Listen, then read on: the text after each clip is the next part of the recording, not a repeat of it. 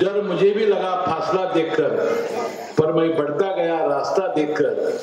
खुद ब खुद मेरे नजदीक आती गई मेरी मंजिल, तुम्हारा और मेरा हौसला देखकर।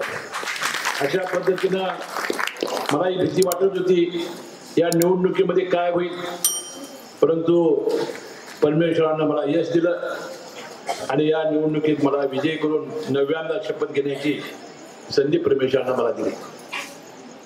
बदलून तुम्हाला आपल्याला माहिती असेल की मी या विधानसभेत आमदार होण्यापूर्वी या मतदारसंघाची जी विकासाची कामं असतील आणि मी आमदार झाल्यानंतर या 15 वर्षात त्या 20 वर्ष होतील, मी केलेल्या कामाचा कधीतरी लोका आपण डोळ्यासमोर आणला पाहिजे।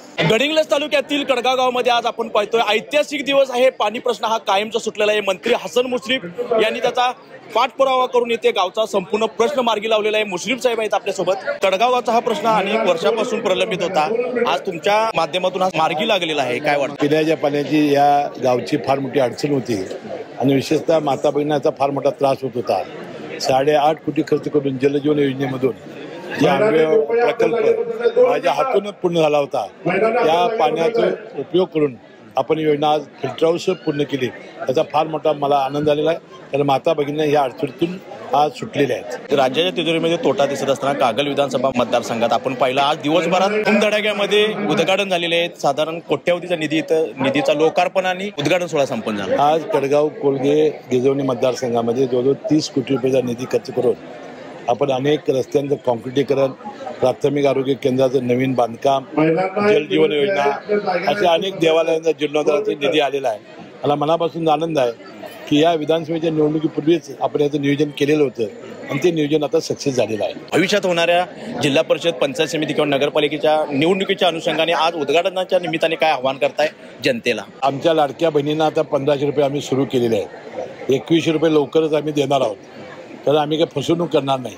तर आम्हाला माहिती आहे की नगरपालिका, जिल्हा परिषद आणि पंचायत समिती निवडणुका जिंकायची असतील तर आम्ही लाडक्या बहिणी आम्हाला जसं सत्तेवर बसविलं आहे या सत्तेवर त्याच बसवणार आहेत।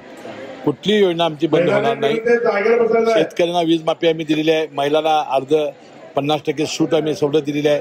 2019 पर्यंत तांदूळ आणि गहू मोफत देण्याचं आश्वासन दिलेलं आहे। उच्च शिक्षणामध्ये मुलींना फी माफी आहे। अशा योजना अनेक सुरू राहणार आहेत। निवडणुका कधी लागण्याची शक्यता वाटते?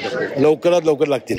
तुमचं सुख आहे माझं सुख आहे, तुमचं दुःख आहे माझं दुःख आहे, तुमच्या समस्या माझ्या समस्या आहेत, तुमच्या अडचणी माझ्या अडचणी आहेत। तुम्ही किती मला मत द्या किंवा न द्या, मी तुमचा हमाल आहे आणि येणाऱ्या 5 वर्षात तुमची प्रामाणिकपणाने हमाली करायचं मी ठरवलेलं आहे। आणि म्हणून कसलंही संकट आलं 30-35 वर्षात मी कधी घाबरलो नाही, कधी डरलो नाही, तर माझा विश्वास होता जनतेवर।